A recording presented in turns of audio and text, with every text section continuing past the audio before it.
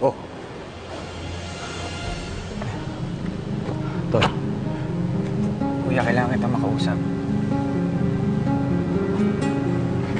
Mang Tino, mag-uusap na po kami ng putol ko.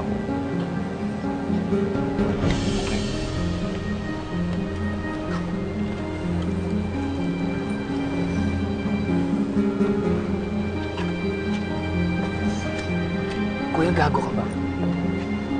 Papakasalan mo talaga yung Sheila niyo? Huwag kami nga eh. Ano kaya kung marinig nila? Bakit di mo ba sinabi sa kanila may asawa ka na? Sinabi ko pero hindi sila naniniwala. Wala, nangako na ako. Lahat ba ng pangako kailangan to pa rin? Kuya, nahibang ka na ba? Paano naman yung Sheila? Anong pakialam ko sa kanya? Tol, alam mo ba kanina bago ko dumating dito? Pinalalayas na siya ng pamilya niya dahil disgrasyada siya. At ako nakadisgrasya sa kanya. Yun ang naabutan ko kanina. Ngayon, hindi kaya ng konsensya ko pag may mangyaring masama sa kanya dahil kasalanan ko. Ano, pababayaan ko na lang siya? Paano ang pamilya mo? Kuya, may asawa ka. May anak ka.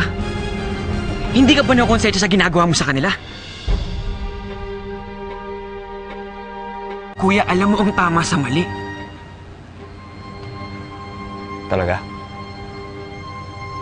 Alam ko nga ba talaga ako ng tama sa mali? Alam ko tama na talikuran ko lang siya. Tama na hindi ko panindigan yung kasalanan ko. Kung alam ko yun, bakit ko naramdaman to? Yung bigat sa dibdib nung nakita kong pinalalaya siya ng pamilya niya. Bakit? Tol, hindi ganun kadali mamili. Kuya, wala kang dapat pagpilian. Automatic na kay Ate Melit ka lang dapat dahil siya yung asawa mo. Oo, asawa ko siya. O, alam ko, asawa ko. Pero naiipit. Gusto kong tulungan si Sheila. Gusto ko siya tulungan dahil kasalanan kong yung nangyari sa kanya.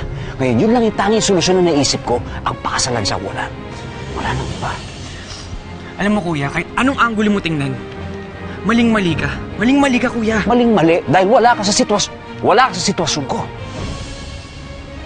Ito, intindihin mo naman yung sitwasyon ko. Isipin mo yung sitwasyon ko. Bakit ito isipin? Gago ka.